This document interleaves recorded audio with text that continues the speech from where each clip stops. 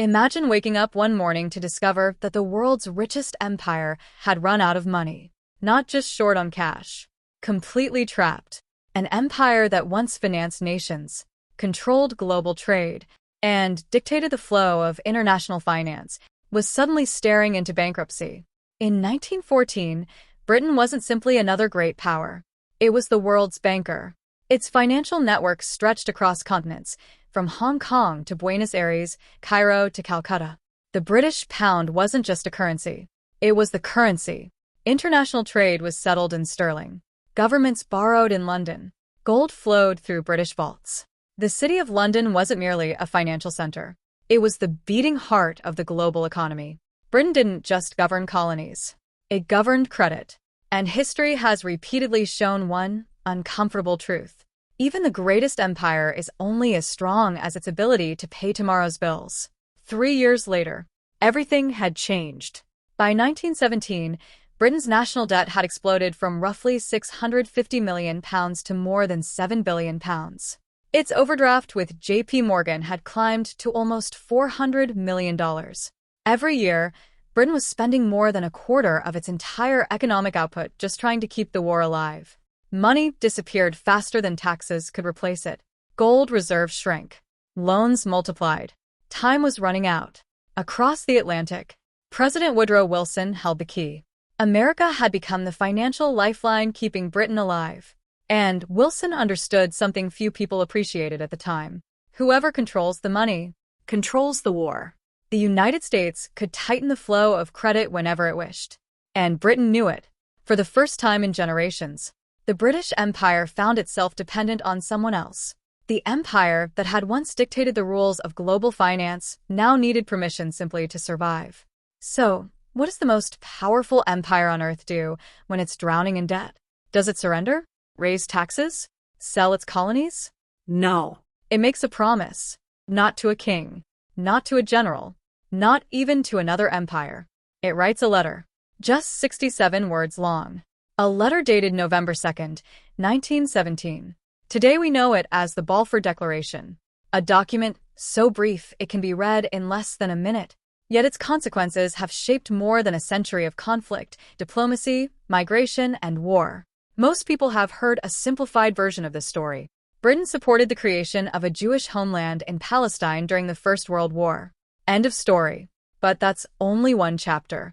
Behind those 67 words was a financial crisis unlike anything Britain had ever experienced. There were secret diplomatic agreements, competing wartime promises, powerful banking interests, imperial strategy, scientific breakthroughs, and a desperate government trying to prevent financial collapse before the entire Allied war effort fell apart. To understand why Britain promised land it didn't control, to people who largely didn't live there, without consulting the people who already did, we first need to understand just how close the British Empire came to running out of money. Because, without that financial catastrophe, the Balfour Declaration might never have existed. When the First World War began in August 1914, Britain entered the conflict in an extraordinarily strong position. Its national debt stood at only around 27% of GDP. Government finances had been carefully managed for decades. Balanced budgets were treated almost like a national religion. Britain wasn't borrowing from the world. The world was borrowing from Britain.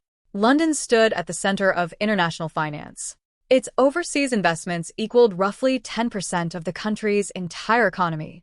Gold poured into British vaults from every corner of the globe. To many observers, British financial dominance seemed permanent.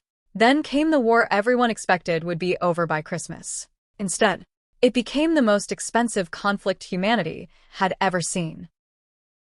Britain had entered the First World War as the world's greatest financial power, but maintaining that power would prove far more difficult than winning battles. History often remembers wars by their battlefields. The Somme, Verdun, Passchendaele. But wars are not won by courage alone. They are won by factories, railways, banks, and balance sheets. Every artillery shell fired across the trenches represented money. Every battleship that steamed across the oceans consumed mountains of coal, steel, ammunition, food, and wages. Every single day the war continued, Britain burned through fortunes that had taken generations to build. At first, few people seemed concerned. After all, Britain was the wealthiest nation on earth. Surely it could afford a short war. But the war refused to end. Instead, it consumed everything. The traditional methods of financing war, raising taxes, issuing patriotic war bonds, and drawing upon national savings began collapsing beneath the unimaginable scale of industrial warfare. The numbers soon became almost impossible to comprehend. By 1915, Britain's original war budget had already been exhausted. By 1916, the Treasury was borrowing at levels that would have seemed reckless only 2 years earlier. And by 1917, military expenditure had surged to more than half of Britain's entire economic output. Imagine a modern nation spending over 50% of everything it produces simply to keep fighting. That wasn't merely expensive. It was unsustainable. But Britain's greatest challenge wasn't simply paying its own soldiers. It had chosen to finance almost everyone else's war as well. France was bleeding money. Russia's economy was buckling under the weight of revolution. Italy struggled to fund its campaigns. Belgium, Serbia, Romania, and several smaller allies survived largely because British credit continued to flow. Britain had transformed itself into the financial backbone of the Allied alliance. Every ally depended on London, and London depended on borrowed money. The cycle was becoming increasingly dangerous. Taxes covered only a fraction of wartime spending. Everything else came from debt. And increasingly, that debt came from across the Atlantic. For more than a century, Britain had lent money to the world. Now, the world was lending money to Britain. It was one of the greatest reversals in financial history. Those loans didn't come from dozens of governments. Increasingly, they flowed through a single financial giant in New York. At the center of it all stood one institution, J.P. Morgan and Company. The famous American investment bank didn't merely assist Britain. It became Britain's financial lifeline. From the very first months of the war, Morgan acted as Britain's purchasing agent in the United States. Need rifles? Morgan arranged them. Need food? Morgan paid American suppliers. Need explosives, chemicals, uniforms, locomotives, trucks, steel, or grain? Morgan handled the contracts. Factories across the United States began operating around the clock. Millions of dollars poured from Wall Street into industries whose prosperity now depended on an Allied victory. Then came an even bigger step. In October 1915, J.P. Morgan organized a $500 million Anglo-French loan. At the time, it was the largest foreign loan Wall Street had ever witnessed. America's financial elite eagerly joined in. Industrialists, steel magnates, copper barons, bankers, investors. They were no longer simply observing Europe's war. Their fortunes were becoming tied to its outcome. At first, Britain paid by selling overseas investments and shipping gold across the Atlantic.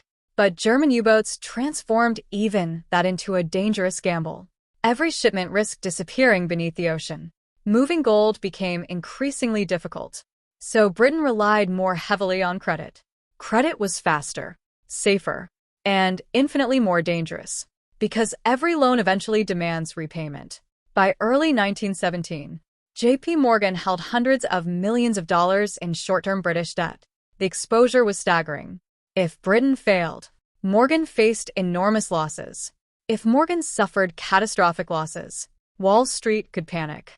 And if Wall Street panicked, America's booming wartime economy might begin to unravel alongside it. For the first time, Britain's survival was no longer just Britain's problem. It had become America's financial problem as well. The destinies of London and New York were becoming inseparable. Meanwhile, one man quietly recognized just how much power this new reality had created. President Woodrow Wilson.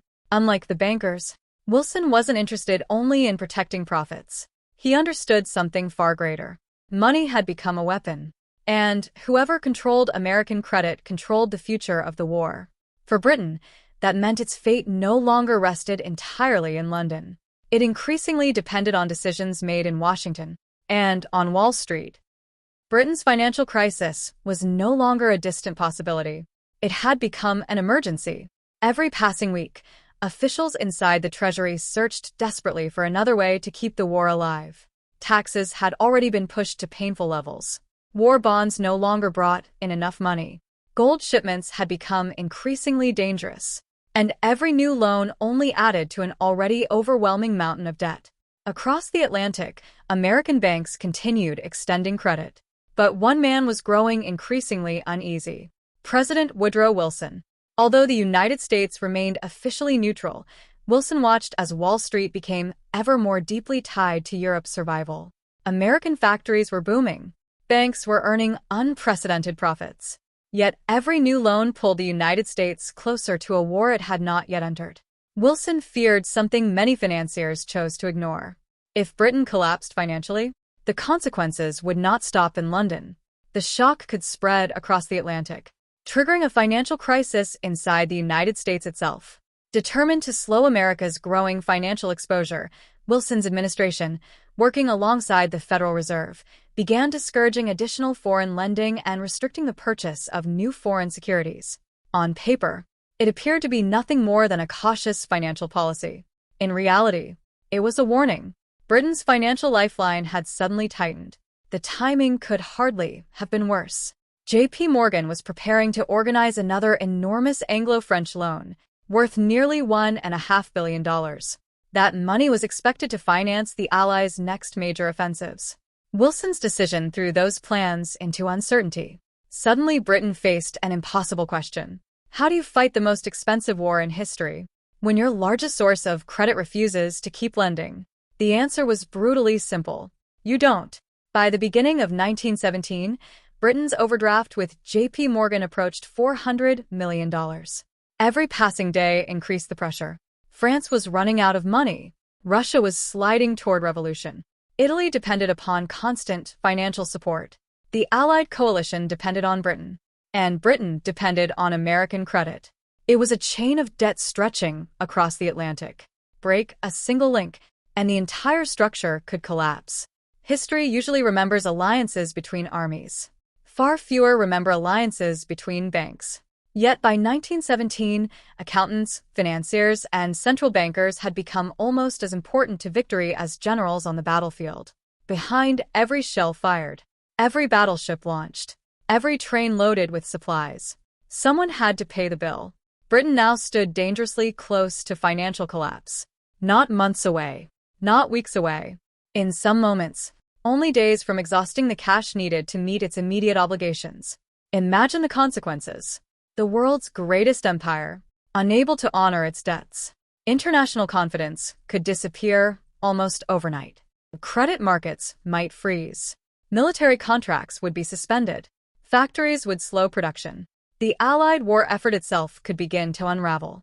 The anxiety wasn't limited to London. Wall Street felt it as well.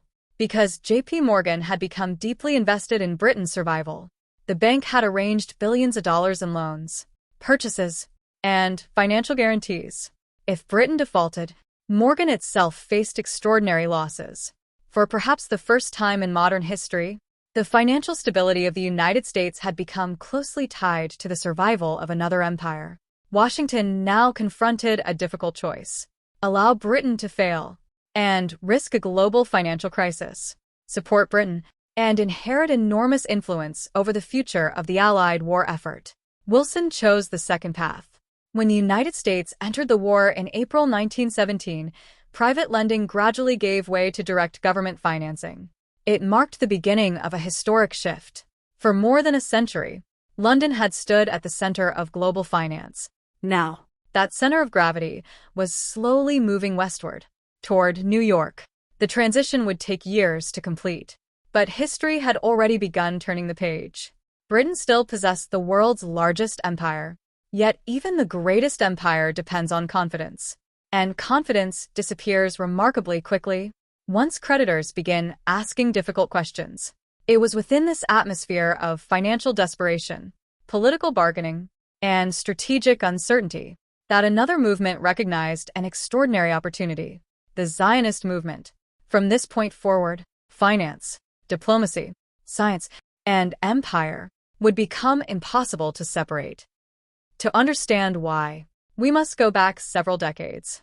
Every great political decision has a backstory, and the Balfour Declaration was no exception. Long before Britain's financial crisis, long before the First World War, long before diplomats gathered in London's government offices, Another story had already begun.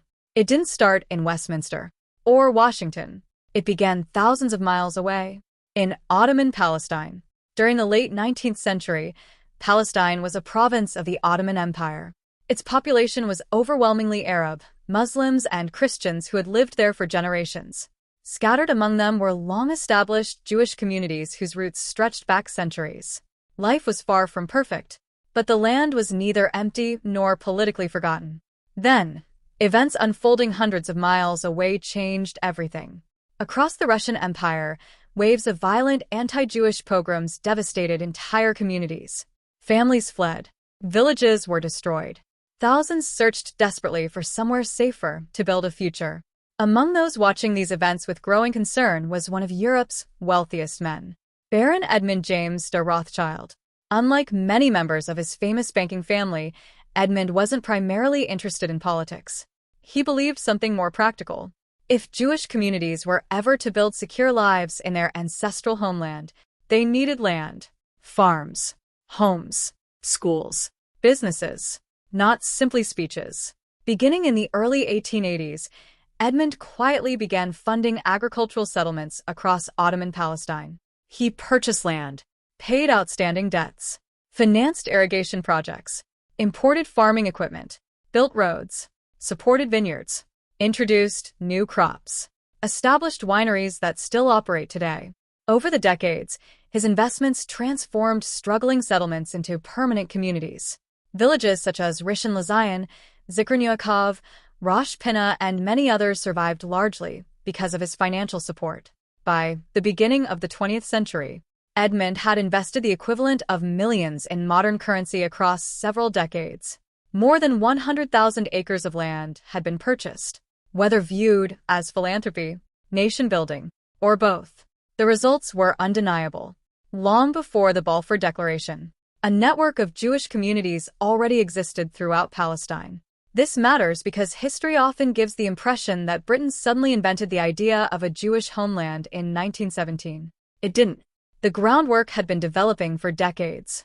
The Declaration would not create these communities. It would give them something they had never possessed before: the backing of the world's largest empire. Meanwhile, political Zionism itself was evolving. Its best-known advocate was Theodor Herzl, whose vision extended beyond scattered agricultural settlements.